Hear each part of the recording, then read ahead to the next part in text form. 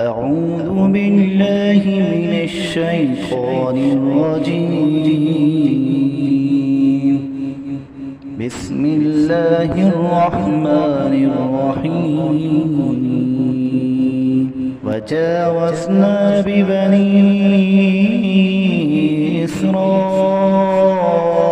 البحر فأتبعهم فرعون وجنوده بغيا وعدوا حتى إذا أدركه الغرق قال آمنت أنه لا إله إلا الذي